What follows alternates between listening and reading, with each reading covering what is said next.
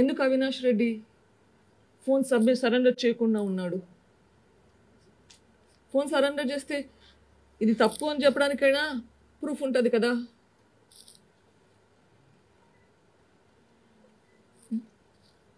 And the next one,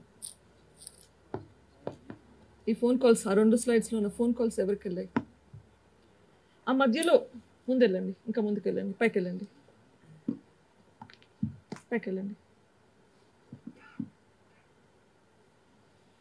next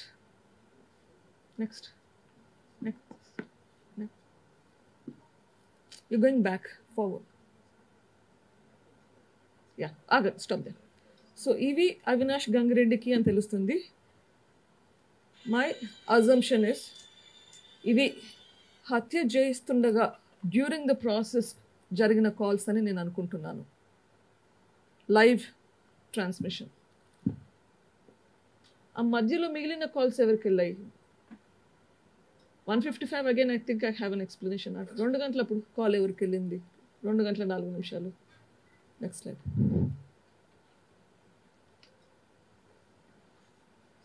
next, ఈ 4 గంటలప్పుడు calls ఎవరికి వెళ్ళాయి? 5 o'clock కాల్స్ ఎవరికి వెళ్ళాయి? హలో, ఈ కాల్స్ ఎవరికి వెళ్ళాయి అనే దానిపైన సిబిఐ అంటే నిర్ధారించలేకపోయిందా? ఎవరికి వెళ్ళాయి అనేది కనుక్కోలేకపోయిందా? ఐ థింక్ వాళ్ళు ఇంకా పని చేయలేదు, చేయాలి ఇంకా. ఈ కాల్స్ ఎవరికి వెళ్ళాయి, సాక్షిలో ఎందుకు వచ్చింది హార్ట్ అటాక్ అన్నది, అది చూస్తే మీకు లెటర్ ఎందుకండి? సీయింగ్ దట్ లైవ్, అది చూస్తే ఎవరికైనా అనిపిస్తుంది అది హార్ట్ అటాక్ అనిపిస్తుందా, బ్లడ్ వామిటింగ్ అనిపిస్తుందా? కానీ సాక్షిలో హార్ట్ అటాక్ అని వచ్చింది. ఎందుకు వచ్చింది హార్ట్ అటాక్ అని? ఎవరు చెప్పారు హార్ట్ అటాక్ అని? 10 గంటలప్పుడు విజయసాయిరెడ్డి గారు హార్ట్ అటాక్ అన్నారు. కనీసం విజయసాయిరెడ్డిని క్వశ్చన్ చేశారా? సాక్షి చైర్మన్ని క్వశ్చన్ చేశారా ఎందుకు వచ్చింది అని?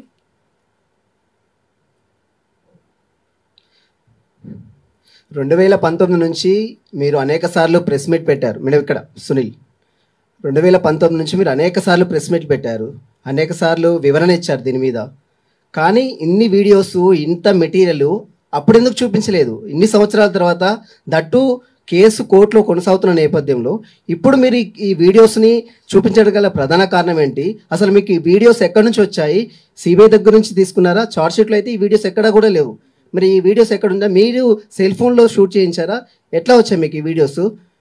చెప్పండి, దాని క్లారిటీ ఇవ్వండి ప్లీజ్. జూన్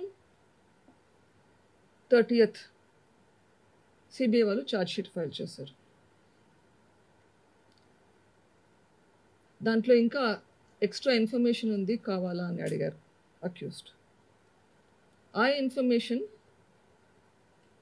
అక్యూజ్తో పాటు నాకు కూడా షేర్ చేశారు. నవంబర్ 2023 నవంబర్లో నాకు షేర్ చేశారు.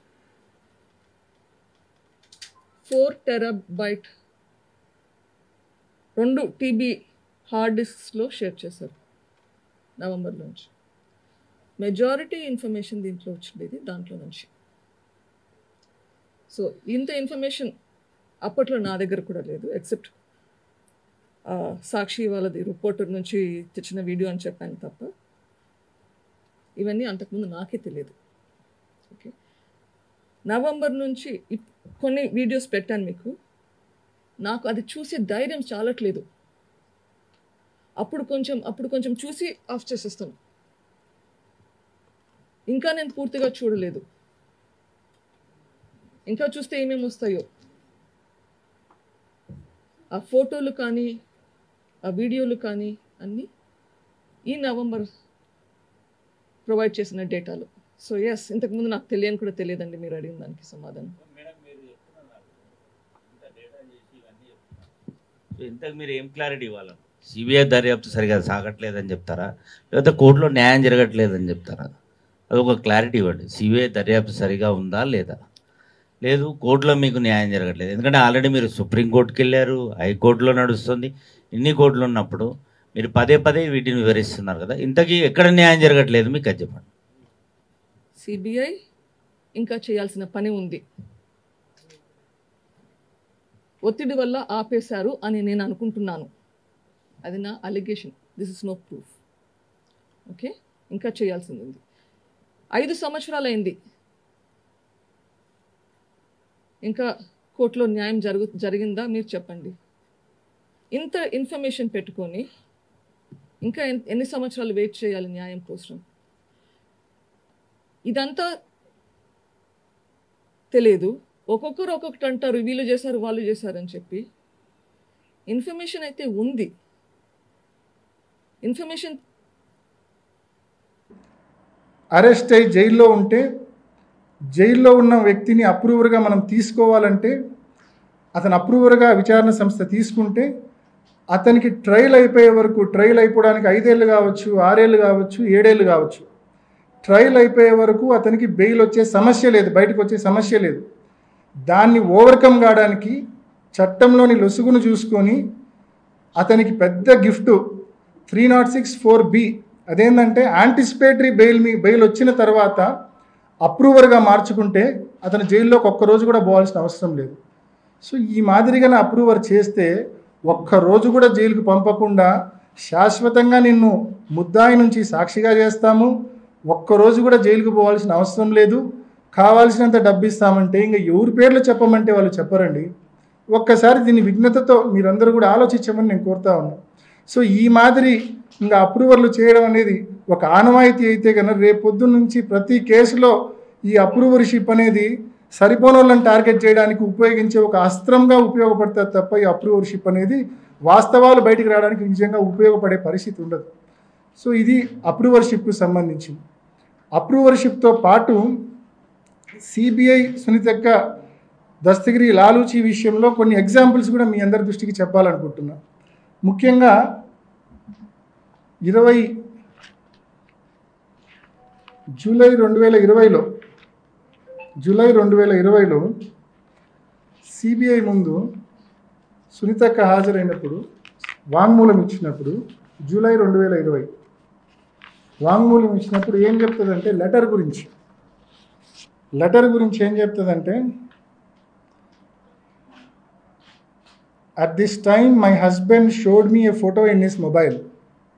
అంటే సునీతక్క భర్త రాజశేఖర్ ఫోన్లో photo చూపించాడంట.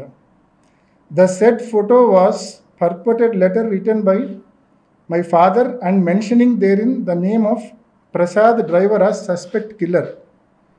The said photograph was forwarded through Krishna Reddy to my husband. After this, I got afraid and suspicious as well that it may have been a fabricated letter in order to put the blame on Prasad and that he may be killed if the letter comes out. అని ఆ letter గురించి, లెటర్ను చూసినా అని చెప్తుంది, letter ఉందని తెలుసు అని చెప్తుంది, లెటర్ బయటకు వస్తే ఏమేమో అవుతాయని చెప్పి కూడా ఇంత డీటెయిల్డ్ ఎక్స్ప్లెనేషన్ ఇస్తుంది. ఇంకా కింద చాలా ఉంది చదువుకుంటా పోతే. ఆ తరువాత వెంటనే బహుశా ఎవరో చెప్పినట్టున్నారు సిబిఐలోనే, ఎవరైనా లాయర్లు చెప్పినారేమో, ఈ రకంగా స్టేట్మెంట్ ఇస్తే నీకు నష్టమమ్మా అని చెప్పారేమో.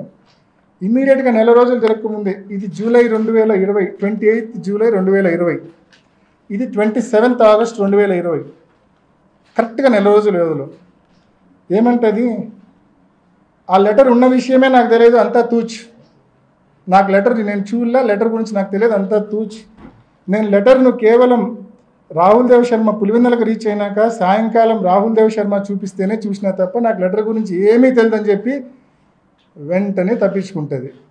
సిబిఐకి ఇచ్చిన వాంగ్మూలాలండి ఇవన్నీ కూడా. ఈజ్ దిస్ న్యాచురల్ జస్టిస్ అని నేను అడుగుతా ఉన్నా, సునీతక్కను అడుగుతా ఉన్నా, సిబిఐని కూడా అడుగుతా ఉన్నా. ఇది న్యాచురల్ జస్టిసా? సామాన్యుడికి ఇది సాధ్యమేనా? సిబిఐ దగ్గర ఒక వాంగ్మూలం ఇచ్చి నెల తిరగకుండానే నా వాంగ్మూలం అది కాదు, నేను అసలు చూడలే వినలే, దాని గురించి నాకు ఏమీ తెలియదంటే అటువంటి వాంగ్మూలం అసలు రికార్డు చేస్తారా? నెల తిరగకుండానే వాంగ్మూలం, మళ్ళీ 2వ వాంగ్మూలం నాకేం తెలియదంటే రికార్డ్ చేశారు. మీ అందరికీ కాపీస్ ఇస్తున్నా, ఇప్పుడు మీ అందరికీ కూడా 10 కాపీస్ మీ అందరికి ఇస్తా ఉన్నా. అండ్ అంటే ఈ మాదిరి దస్తగిరి కూడా ఇంకో నెల తర్వాత పోయి నాకేం సంబంధం లేదు అంటే అంతా తూచి నేను చెప్పింది అంటే అయిపోతుందా? తూచి అవుతుందా ఇది?